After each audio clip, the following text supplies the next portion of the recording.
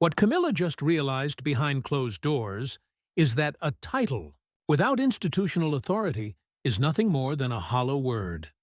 In less than 2 minutes of flawless public choreography, the illusion of absolute power she spent 3 decades building was completely dismantled in front of the entire world. She was stepping out onto the iconic balcony of Buckingham Palace for the 2026 Trooping the Color, wearing a fixed smile for the global cameras when the physical positioning of the royal family revealed a devastating reality. The center of gravity had shifted, and she had been purposefully pushed to the edge. This is the story of the secret protocol Camilla attempted to execute during the king's absence. How Prince William uncovered the unauthorized carriage manifests the silent and ruthless administrative retaliation that followed, and the chilling realization that her husband has quietly surrendered the daily authority of the crown. To comprehend the sheer magnitude of this visual humiliation, we first have to rebuild the towering illusion of supremacy that Camilla operated under. For 30 years, she played the most calculating and disciplined long game in modern royal history. She survived the intense public outrage of the 1990s. She managed the slow institutional erasure of Princess Diana's legacy, and she aggressively pushed to normalize her presence within the sacred inner circles of the monarchy. She firmly believed that by securing King Charles's unwavering devotion, she had secured the institution itself. Following the coronation, she wrapped herself in a protective bubble of carefully placed media narratives, curating an image of an indispensable matriarch who held the absolute ear of the sovereign. In the early months of 2026, as the king retreated further into intensive medical treatments and reduced his public-facing duties, Camilla sensed an unprecedented opportunity.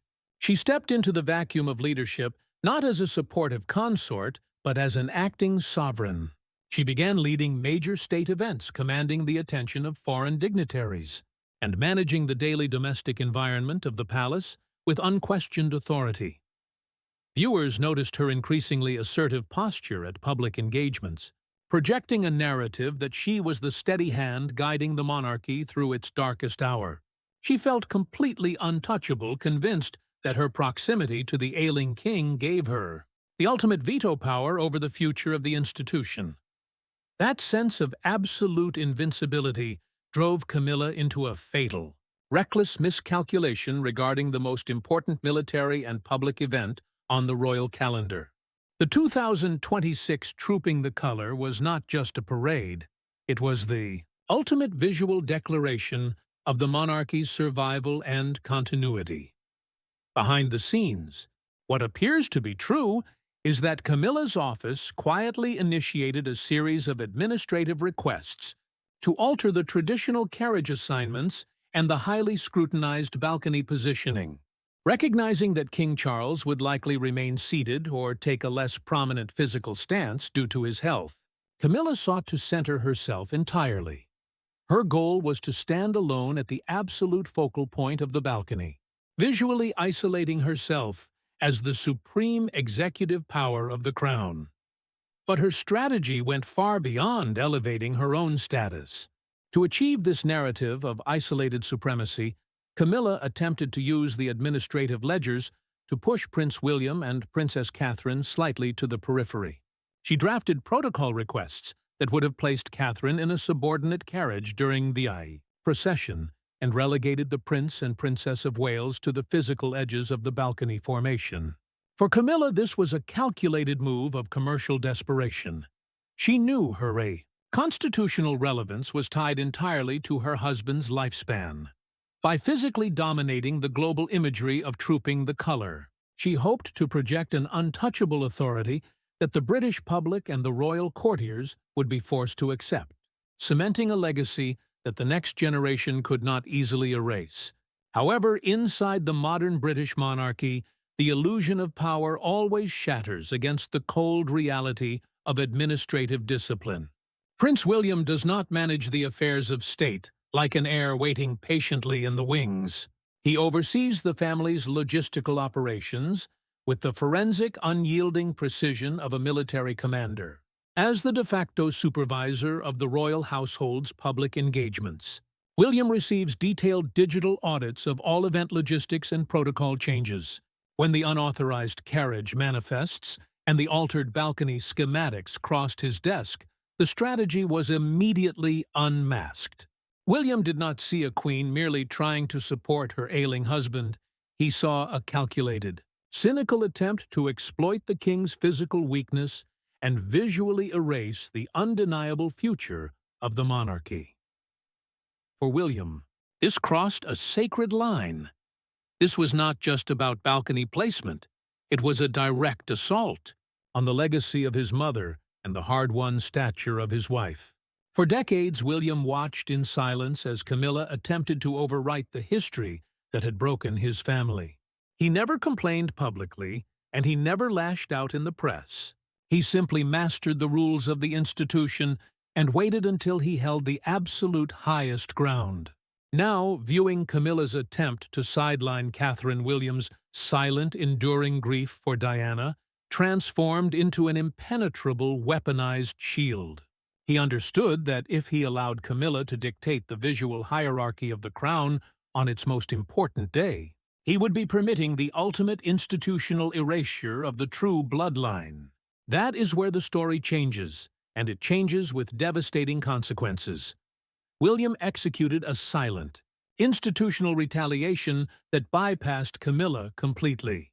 He did not engage in a shouting match in the corridors of Buckingham Palace, nor did he demand a family summit.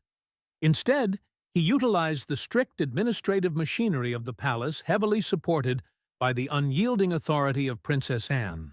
Acting in her capacity as the gold stick in waiting and the ultimate enforcer of military discipline, Anne coordinated directly with William's office to rewrite the master protocol document. They implemented a rigid, non-negotiable hierarchy for the entire event, ensuring that the carriage assignments and the balcony positions reflected the strict constitutional order of succession, rather than the personal ambitions of the queen consort. The execution of this silent revenge was designed to land, with clinical precision, on the most public stage in Britain. When the morning of trooping the color arrived, Camilla discovered that her master plan had been completely dismantled. The logistics team, operating under strict, unassailable orders from the Prince of Wales, directed Camilla to a carriage formation that firmly established her as a supporting figure. But the ultimate visual humiliation occurred the moment the family stepped out onto the balcony. The protocol officers guided William and a radiant, deeply revered Catherine directly to the center of the formation, standing shoulder to shoulder with the king. Catherine, wearing a subtle tribute to the late Queen Elizabeth, effortlessly commanded the attention of the massive crowds. Camilla found herself expertly maneuvered to the outer edge of the core royal grouping. Her physical marginalization broadcast to millions of viewers worldwide. This is the devastating contrast of schadenfreude. While Camilla spent weeks frantically trying to manipulate administrative ledgers to secure a manufactured image of supremacy, Catherine simply arrived and eclipsed her completely. Catherine did not fight Camilla for the spotlight. She merely took her rightful place, armed with the uncomplaining sacrifice and the emotional loyalty of an entire nation. Standing on the periphery, a frozen smile plastered across her face. Camilla realized that the institution was actively building a fortress around Catherine and locking the queen consort out. Furious and humiliated by this sudden and absolute containment, Camilla retreated into the private quarters of the palace the moment the balcony appearance ended. She turned immediately to King Charles, demanding that he intervene. She expected the same fierce, unyielding protection he had provided her throughout their entire controversial history. She demanded that he pull rank discipline his son and restore her absolute authority over the royal household's daily operations. But as she laid out her furious grievance, waiting for the sovereign decree that would put William in his place, the trap finally snapped shut. King Charles did the one thing she never expected. He did absolutely nothing. Looking exhausted and resigned, The king sat in agonizing silence, staring at the floor, offering his wife no defense and no comfort. In that suffocating moment, Camilla finally understood the terrifying reality of her position. King Charles had quietly abdicated the daily authority of the crown to his son, leaving her completely trapped in an empire where she actually owns nothing, and where the master keys no longer belong to her husband. The silence of King Charles in that private room was not merely a domestic failure to protect his wife. It was the formal institutional surrender of a reigning monarch. For decades, Charles had moved heaven and earth to validate Camilla. He had challenged the established church, defied public hostility, and strained his relationship with his own mother just to place a crown on her head. Yet when confronted with the flawless administrative execution of his son, he sat paralyzed.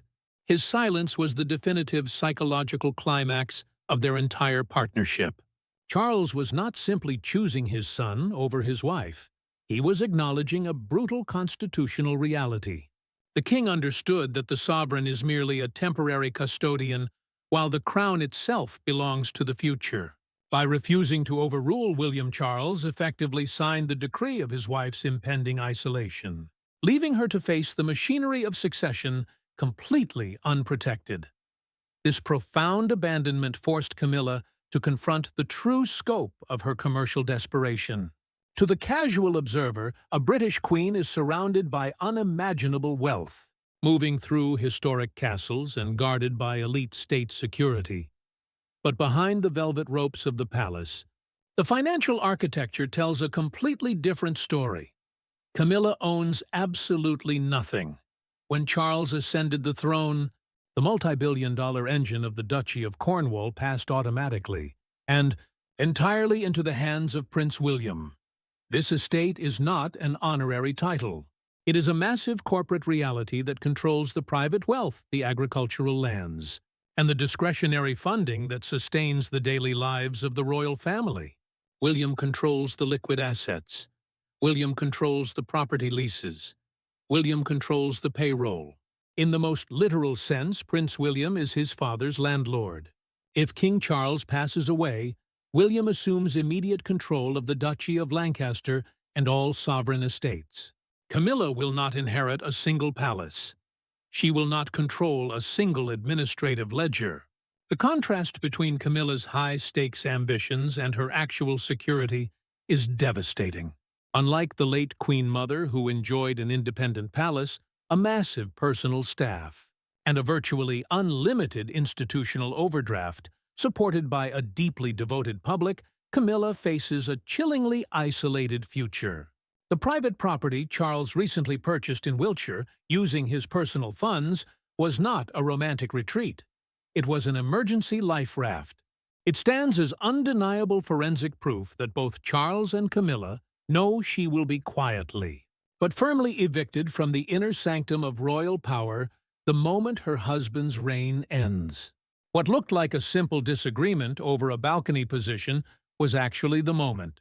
Camilla realized she was a temporary tenant in an empire controlled by her ultimate rivals. She is fully aware that her lifestyle, her security, and her household budget will soon be entirely dependent on the financial mercy of King William V. As Camilla's administrative shadow recedes, the physical architecture of the palace is rapidly shifting to restore a very different legacy. The silent execution of institutional revenge is best witnessed in the subtle, devastating realignments of court protocol and visual symbolism. With Charles retreating into his medical treatments and William holding the administrative reins, Catherine is actively redesigning the new order. The center of the trooping the color balcony was not just a physical location. It was the formal recognition of Catherine as the uncontested matriarch of the next generation. Catherine does not need to raise her voice or demand respect through protocol manipulation. She possesses an effortless authority and a fiercely protected public image that Camilla could never buy, no matter how many public relations campaigns she sponsored. There is a specific visual humiliation woven into this new reality. Behind closed doors, certain portraits of the late Princess of Wales are being systematically brought out of deep storage and returned to prominent viewing areas within the royal residences. These are not random decorative choices. They are constant, deliberate reminders of the lineage that truly matters.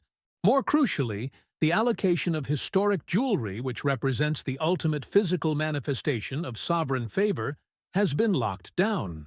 The iconic pieces most closely associated with Diana and the priceless heirlooms favored by Queen Elizabeth are no longer available for Camilla's choosing. They have been legally and permanently earmarked for Princess Catherine, ensuring that the visual narrative of the monarchy entirely bypasses the current queen consort and links the past directly to the future. This is where William's silent, enduring grief for his mother transforms into a perfectly executed retaliation. For decades, William watched Camilla try to erase Diana's legacy. He watched her push her own non-royal children into the spotlight, attempting to overwrite the history that had broken his family. He stayed within the system, mastered the rules of the institution, and waited until he held the absolute highest ground. Now he is not banishing Camilla. He is doing something far more agonizing. He is making her irrelevant.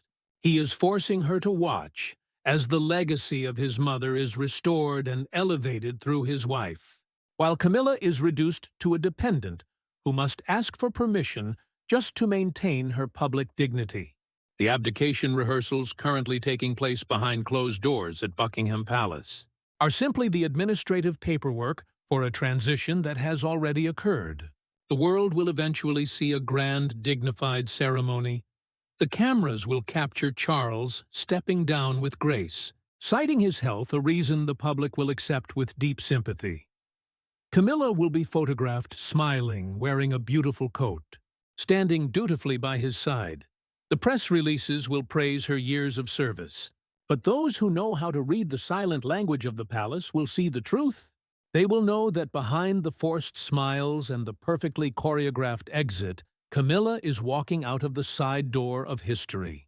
Her 30-year gamble to secure the ultimate power ended the moment William realized he held the checkbook, the properties and the absolute loyalty of a public that had never truly forgotten the past. Camilla thought she was playing a game of crowns, but William was playing a game of institutional survival. And in the end, the trap snapped shut so quietly she did not even realize she was caught until it was far too late. Thank you for watching this deep dive into the shifting power dynamics of the British monarchy. If you found this forensic analysis compelling, please leave a like, subscribe to the channel, and share your thoughts in the comments below on how you think Prince William will manage the institution moving forward. We will see you in the next video.